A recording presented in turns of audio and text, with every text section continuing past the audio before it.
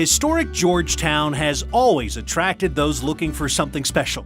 Nestled between majestic peaks, tourists flock to the area to ride on the Georgetown Loop Railroad, explore the outdoors, and to dine and shop in the quaint downtown area.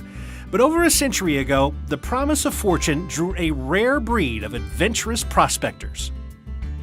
George F. Griffith and David T. Griffith were two boys from Kentucky who worked their way up from Clear Creek and stumbled on a vein of gold.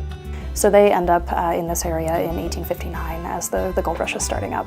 They start off in sort of west of Idaho Springs just a little bit in the area known as the Spanish Bar. They're sort of late to that party, so they start moving further west, end up in what becomes Georgetown. George finds a fairly wealthy strike, what appears to be a fairly wealthy strike, and starts working that, and brings out a good bit of money from it initially.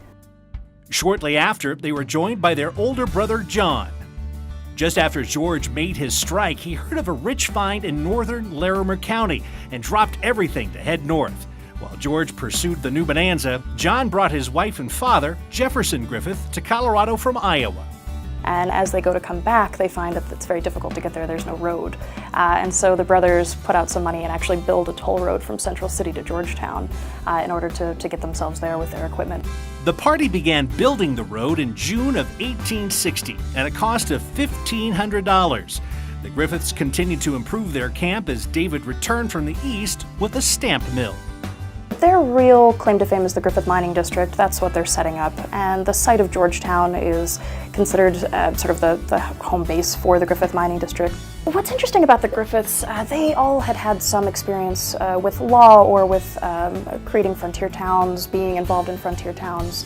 So they bring that expertise to Georgetown and create a fairly comprehensive system of mining laws in town. They also had an interesting law for women settlers. They set it up so that the first 10 women who become permanent residents of Georgetown are able to pick any unoccupied lot in the town site and claim it as their own. And conservation efforts to preserve the area's trees were put into place early on.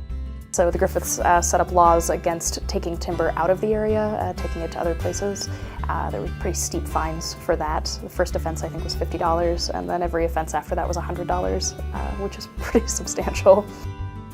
By 1864, the gold camp phase of the Griffith Mining District had run its course, and most of the family had left for other areas of the West. It was beyond the metallurgical knowledge of human beings to make gold mines out of silver mines. So you have silver in this area, but there just wasn't as much gold as the Griffith brothers had hoped. By 1867, Georgetown was known as the Silver Queen of the Rockies and was the largest supplier of silver in the world.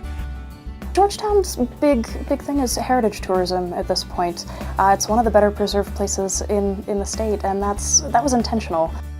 George and David's quest for riches led to tremendous business and community development that will be preserved for generations to enjoy.